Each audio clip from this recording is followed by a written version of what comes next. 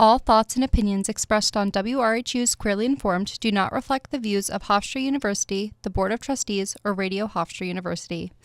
All contrasting thoughts or suggestions can be sent to programming at WRHU.org or to Room 127 Herbert Hall, 111 Hofstra University, Hempstead, New York, 11549.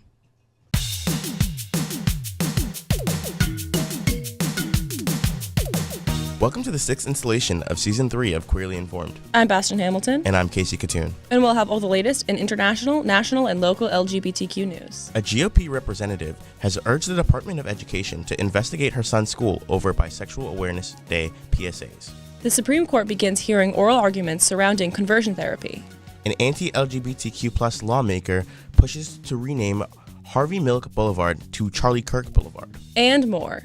In queer entertainment, I'm Camryn Bowden with more on J.K. Rowling and Emma Watson, Tiffany Pollard, and Elon Musk's boycotting of Netflix. For Gay History, I am Brooklyn Dottin. We have more on LGBTQ+ History Month. Stay tuned to find out more. And for a special report, WRHU's Angel Ravelo brings more on the monthly Kiki Ball. Thank you for joining us today. Let's get into the headlines. Iowa's Republican Representative Ashley Hinson called on the U.S. Department of Education to investigate her son's public school after student-produced Bisexual Plus Awareness Week segments aired on the school's morning announcements. Hinson's 14-year-old son attends Linn-Mar High School in Iowa. Members of the school's Spectrum Gay Straight Alliance Club created these segments. One 35-second clip explains that the Plus and Bisexual Plus Awareness Week includes non-monosexual identities, including bisexual, pansexual, fluid, queer, and omnisexual identities. On Monday after the segments aired, Hinson said that as a parent and a legislator, I am appalled that a school would assume the role of teaching and promoting sexual identity to our kids. Our schools should be educating students, not indoctrinating them. So, I think a very key aspect about the story is this idea of school rights and states' rights and parents' rights, all of these kind of sort of umbrella terms, right? But at the end of the day, this story surrounds, students making decisions for what they want to air in their newscast. It's not something that is being indoctrinated by the school itself. It's not something that the school is actively promoting. It's something that the students, working with an organization that is on high school grounds, said, what, this is important for us to talk about. This is important for our school, student body to know. And it's not anything that, any kind of school administrator or principal or teacher even was pushing for. These are all students who are sort of trying to educate one another about this. And I think that, attacking this and, saying that any mention of any kind of, DEI or any kind of thing regarding sexual identity and sexual orientation and stuff, and saying that, that should not happen in schools, period, I think really, really hurts people in the very end. It's really important that people in their foremost years start to really understand and educate themselves about identities, about other people. I that's the reason everyone goes to school, is so that everyone comes out as, more open-minded thinkers. It's not supposed to, go into school and you stay in your little bubble and you come out of school as a bigoted person. You're supposed to come out of high school and college and any kind of institution of learning, being a better person, having learned something. And this is just something that, the student body at the school wanted their fellow students to know. Yeah, it's really all it is at this point is students learning from other students their age group. And it's not like a teacher or like an advisor is making them learn about these topics. It's literally just students educating other students in a 30-second clip on the morning announcements. And that's like far from how much LGBTQ stuff they're seeing on social media. Like that's a 30-second clip out of their day. That's not going to indoctrinate them. That's not what's happening. And it's also like it's other students' work. It's not like a teacher is putting this on them. So it's so far from, in what my understanding at least, of indoctrination. So I think it's very interesting. And also like I watched the clip that this is referring to, and student productions are always rough, but it is very clear that it is a student-run thing. It's the audio is like choppy and like it's very clearly like students having fun with a field they're exploring, which is in this case like journalism and reporting, and like it's them getting started in that field, talking about stuff they are interested in, stuff they care about. And putting aside the whole fact that just learning about different identities in any setting, particularly a school setting, is not indoctrination. Putting aside that, and yeah, as was previously stated, this is a student-run production. And they are just trying to teach each other, teach everybody about different sexualities, different gender identities, and that sort of thing. It's kind of like with this show. Nobody is making us do this show. This is something that we are doing of our own volition, and something that we want to do to, not only spread, not only report on queer news, but also just kind of, hopefully teach people about, people that are different from them and different identities. Nobody is making us do that, and nobody is making the students do that either. It is completely their own choice. Something that I noticed that really caught my eye was the word indoctrination. I feel like when it comes to things like schools, I feel like parents really obviously, they're sending their kids to get the best education. And I truly believe that a few bisexual awareness clips aren't going to make their kids bisexual. It's things like it's things like this that make me think that it's really not the indoctrination part that really disturbs them. I think it's the thought of just queer people in general that scares certain people, and it's coming to the point where it's getting to the point of almost hate crimey.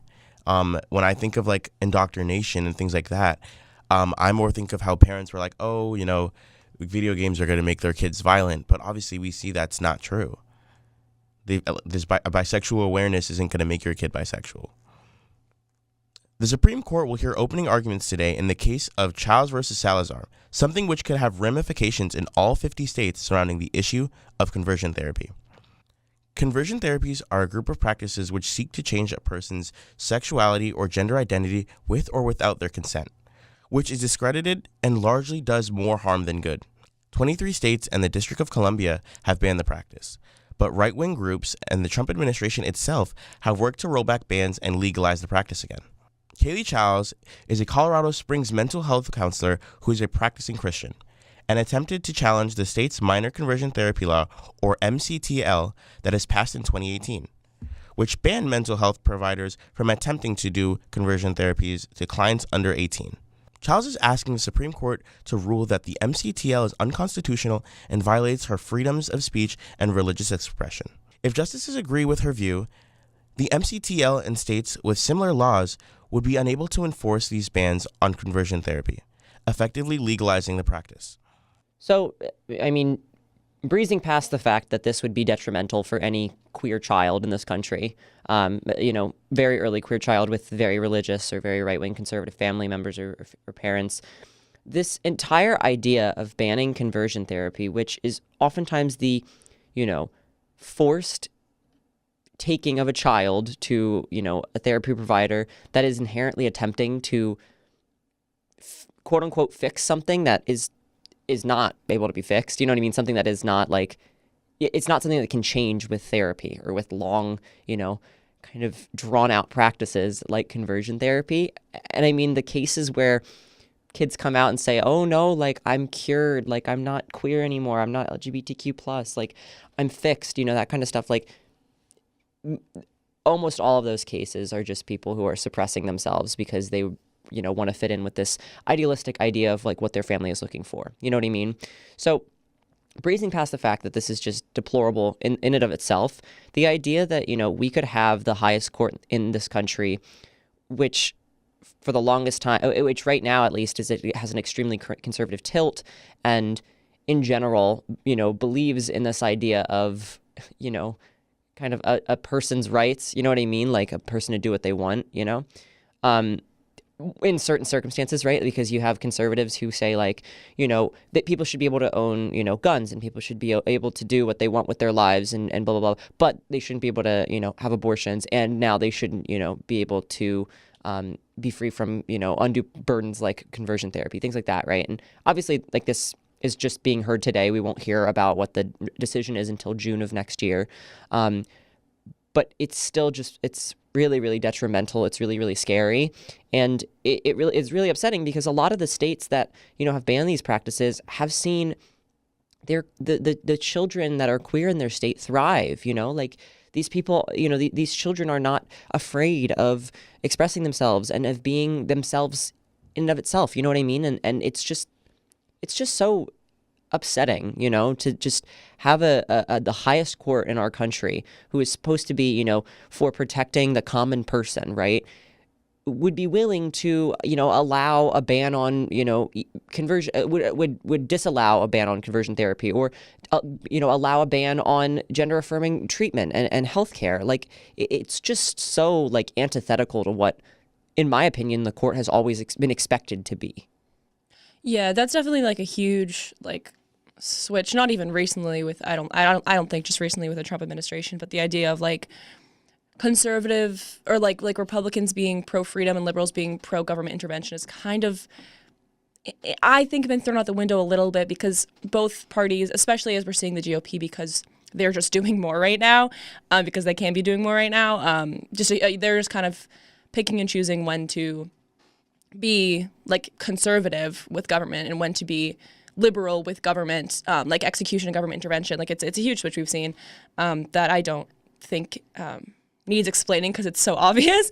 But something I like, whenever something like this happens, I always, how I understand news is comparing it to stuff like I already know about. And I see conversion therapy very similar to like residential schools that Indigenous like Americans and Canadians were put through, because in both ways, obviously massive differences, but in both ways, the successes that the government sees or the successes that these schools or programs see is the most abused people and the most afraid people who are put through these are considered the successes because they're abused into losing their identity, whether that be cultural or like sexuality or gender. Like either way, it's like the government or a government like allowed programs, either, what was I saying? Oh yeah, government or government allowed programs abusing these, most of the time, children into what they want to see, and that is considered like a success story. Yeah, and I mean, I think the point that you draw about, conservatives switching up sort of what they've historically stood for, is extremely, extremely clear, right? Especially with this administration. And I actually was discussing this with a political science professor, someone who leans more conservatively recently. And, we were chatting and talking about the differences between the 1980 presidential election with Ronald Reagan and President Trump now, right? In the 2016 election, which is sort of a microcosm of, where we're at today with Trump, right? Because the Republican Party, as we see it nowadays and as we see it today, is nothing like what the conservative movement was in the 1980s, right? Because in the conservative movement, you had, the kind of same messaging, the same overarching kind of like charismatic leader, but in very different ways, right? The first instance and the first iteration of Make America Great Again was with Ronald Reagan, but it wasn't Make America Great Again in that the country has gone into, this decline. It's at the lowest point in history. It's being run by the elite and the, slobs, and the swamp is, overflowing with people and wasteful government, right?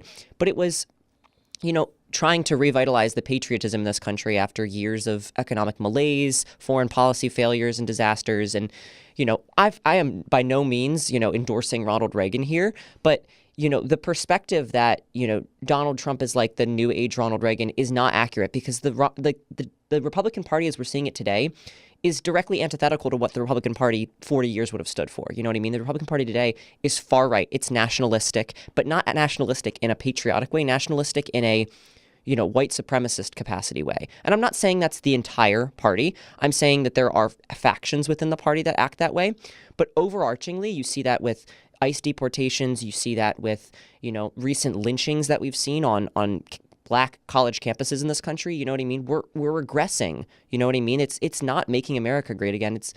It's sending America back to what it was 100 years ago. You know what I mean? It's not what, Ronald Reagan stood for 40 years ago. And again, that's no means an endorsement of Ronald Reagan as a politician. I vehemently disagree with him. But the fact of the matter is that the Republican Party is not really standing for what they used to stand for. The Republican Party is a completely new, it's the MAGA party, and that's sort of it. Like there's no, it doesn't matter what Trump does, you know what I mean? It doesn't matter what Trump does. It doesn't matter what Trump says. No matter what, this party of people will support him regardless. It's not power to principle, it's power to person. It's a Republican Party. It's a group of people that are now looking at this leader as an idealistic, almost deity in terms of the politics in this country, right? Not as a person who's trying to make good on promises that he's made.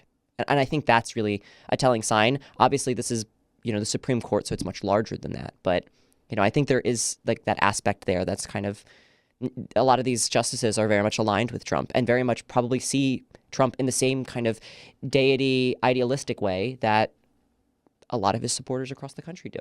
Last week, Republican Utah Representative Trevor Lee introduced a bill to change the Salt Lake City's Harvey Milk Blvd to Charlie Kirk Boulevard.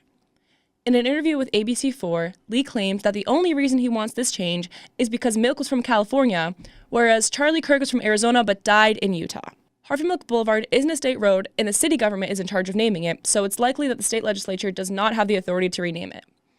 Earlier this year, Lee introduced a bill that would ban pride flags from government buildings, but allow Confederate and Nazi flags, since those have historical significance. Lee also said that Utahns overwhelmingly don't support Pride Month earlier this year, although he had no proof for this statement. I really do want to pick up that point of renaming the street after Charlie Kirk. I really feel like that's quite literally just a direct attack of queer people.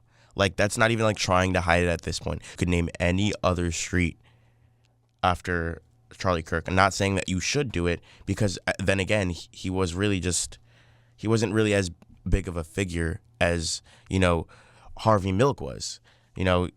Charlie Kirk kind of sat here and spewed out hateful rhetoric to people on college campuses and wasn't really as beneficial to people's like well-being or even their life in general as, Harvey Milk and anybody that came before him were.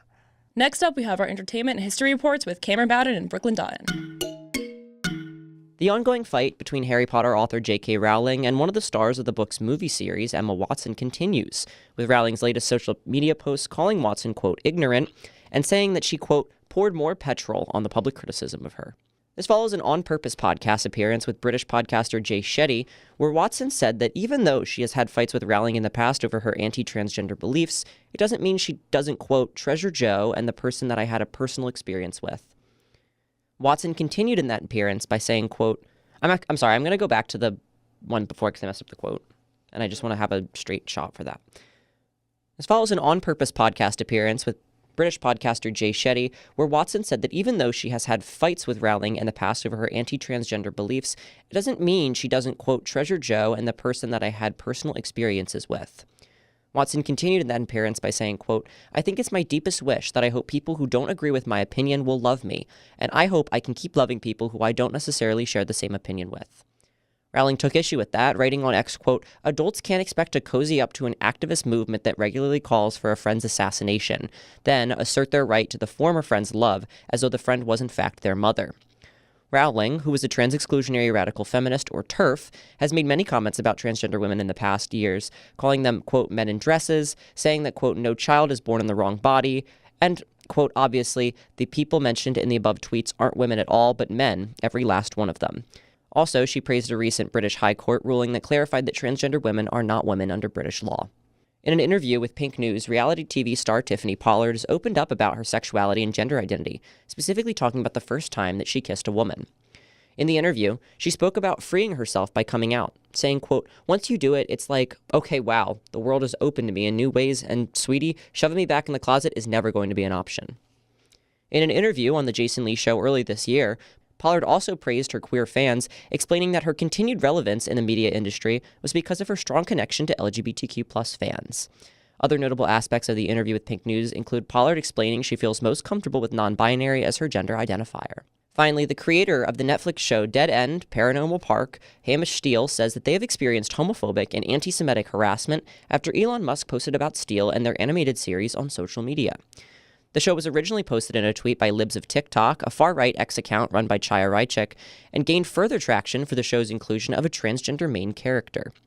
Rychik mischaracterized the show by saying that it was for 7-year-olds, when the rating Netflix actually gave it was TBY7, meaning for children 7 years and older. Additionally, it aired in 2022 and was canceled in 2023. Musk acknowledged that Libs of TikTok post saying, quote, this is not okay. and now says that he plans to boycott Netflix over their woke content and programming.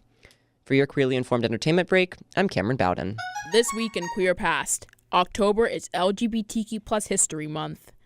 Not to be confused with Pride Month, which takes place in June, LGBTQ plus History Month shines a spotlight on queer figures and events throughout history.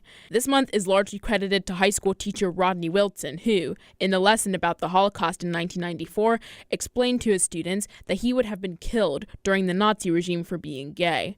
October was designated LGBTQ plus History Month a year later because it aligned with other important queer events, such as National Coming Out Day, which began on October 11, 1980, and the first March for Gay Rights on Washington, which took place on October 14, 1979. For your Queerly Informed History lesson, I am Brooklyn Dottin. Thank you to Camryn Bowden and Brooklyn Dottin for those reports. Welcome to this week's Trans News Break. The Trump administration says that Minnesota has violated Title IX by allowing transgender athletes to continue to participate in girls' sports. The Civil Rights Departments of the Department of Education and Department of Health and Human Services issued the rulings, which say that Minnesota Department of Education and Minnesota State High School leagues are committing violations. The federal agencies gave those Minnesota organizations 10 days to accept a list of conditions to reverse their policies or face imminent enforcement action. Emmanuel and Brigitte Macron, the President and First Lady of France, say that they have expanded a lawsuit against right-wing media personality Candace Owens for consistently pushing that Brigitte Macron is secretly transgender. The Macrons filed a 22-count U.S. defamation lawsuit in July, alleging she said, quote, outlandish, defamatory, and far-fetched fictions since March of 2024, leading to an 8-part series called Becoming Brigitte. Owens tries to dismiss the motion and said the Macrons were committing libel tourism as France's statute of limitations for defamation is only 3 months. The Macrons doubled down by saying that Owens had doubled down on her comments. Anti-transgender Republican lawmaker Bill Berrien announced that he was dropping out of the Wisconsin governor's race after it was revealed he followed a non-binary adult film star's blog. Berrien says that suspending his campaign was, quote, in the best interest for the party, voters, donors, and my family. This follows reports from the Milwaukee Journal-Sentinel that Berrien had followed other adult film creators' blogs and attempted to scrub the account.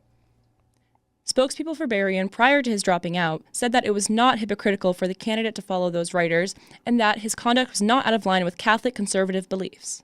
According to her partner, transgender rights activist Miss Major Griffin Gacy has been hospitalized with sepsis and a blood clot. Beckwith Major wrote in a Facebook post on September 29th that Miss Major had been hospitalized for over 10 days and that, quote, I'm worried about her. Please pray for her and donate if you can. Miss Major was a founding mother of the LGBTQ+ liberation movement, including being involved in the 1969 Stonewall Uprising and staying a vocal member in the fight for queer rights for the 5 decades following the event. So I want to start off first with this story about Bill Berrien dropping out because there's something that I strangely agree with the spokesperson about, which is that his conduct was not out of line with his Catholic, specifically the Catholic beliefs. In Catholicism, you're taught to love your neighbor, to love one another, to not, you know what I mean, to not be rude and nasty, and to love one another. That's like the ultimate doctrine behind the Catholic belief. It's the golden rule, right? And while this is kind of abstract because, you know, following adult film creators' blogs is kind of a little bit out there, I think that his anti-transgender beliefs are the kind of hypocritical aspect, but you know, secretly supporting queer people in the background is, I think, in line more with that Catholicism and that Catholic belief. And I think that Bill Berrien's kind of dropping out is sort of almost like a case study for how this country is when it comes to people who want to support queer people. You know what I mean? Like, people who are on a certain sides of the aisle are not supposed to like queer people. They're not supposed to like LGBTQ plus people. But a lot of the times there's people behind the scenes of these parties who are either queer themselves or do support queer people, right? I mean, it's a silly thing to bring up, but in most circumstances at every Republican National Convention, the gay dating app Grindr has gone down because of the amount of usage that was popping up, right? The only thing I'm going to disagree with you about is that they specified Catholic conservative beliefs and like modernly, and don't get me wrong, I completely agree with what you're saying as far as like Catholicism goes. I think I've like said it before on here, but like I was like raised religious and I totally like agree with like everything you're saying like is something that is taught in a lot of like Catholicism like teachings.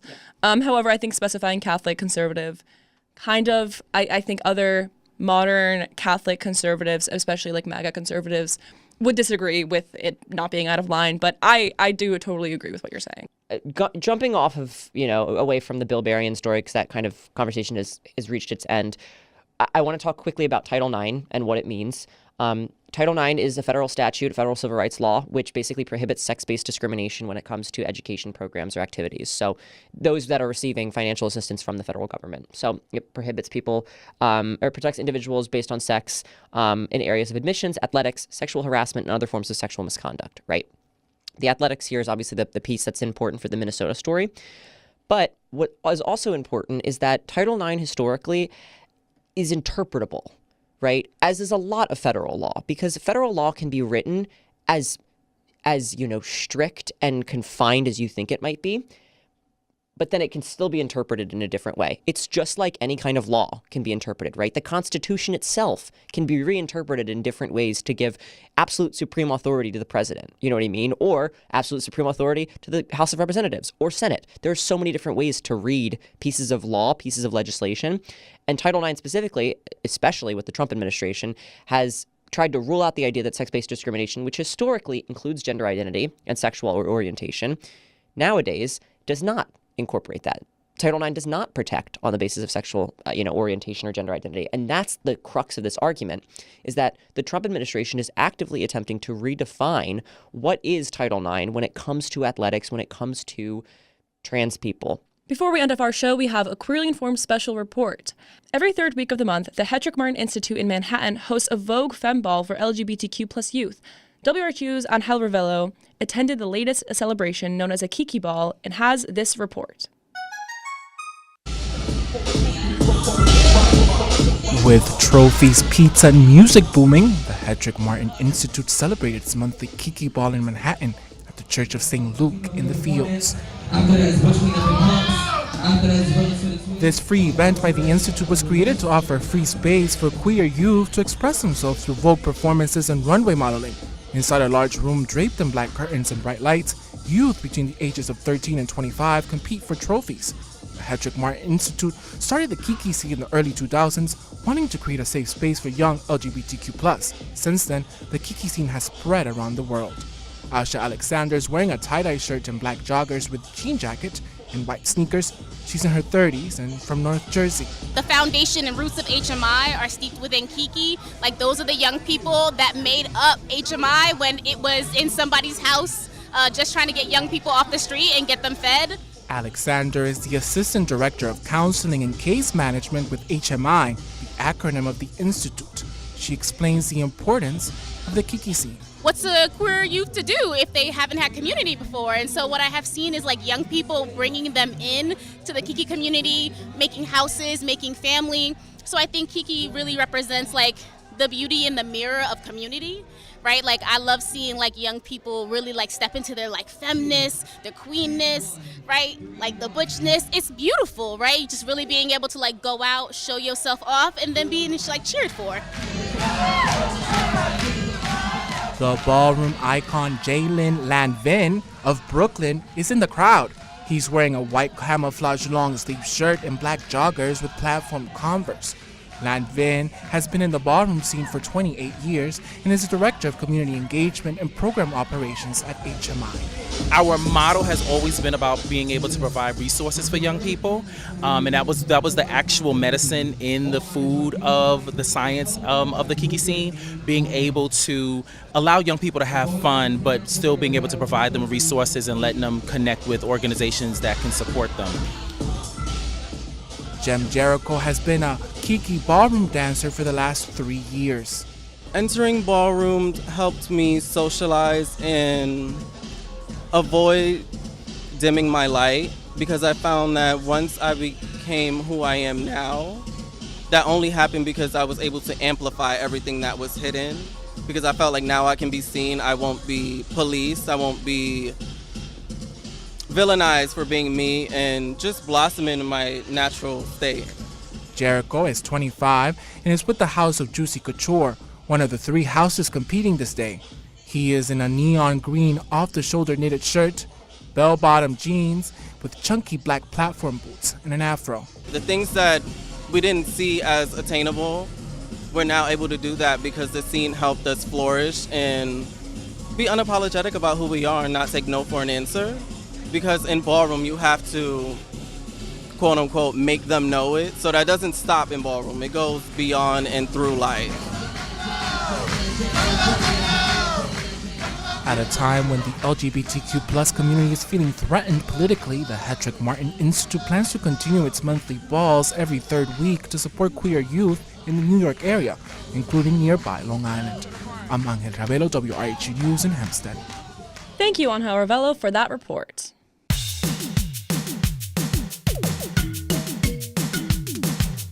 Thank you for tuning in to Queerly Informed this week, here on 88.7 FM, Radio Hofstra University, Spotify, YouTube, and iTunes. Thank you to the entire Queerly Informed team for your work on this week's edition. Join us back here next week to hear the latest in queer news, as well as commentary from our group of LGBTQ reporters. As always, if you have any suggestions for stories or content that you would like to hear, send them our way through email at queerlyinformedwrhu@gmail.com. Thank you again to our entertainment reporter today, Camryn Bowden, and our historian, Brooklyn Dottin, and WRHU reporter Angel Ravelo for their work on this week's show.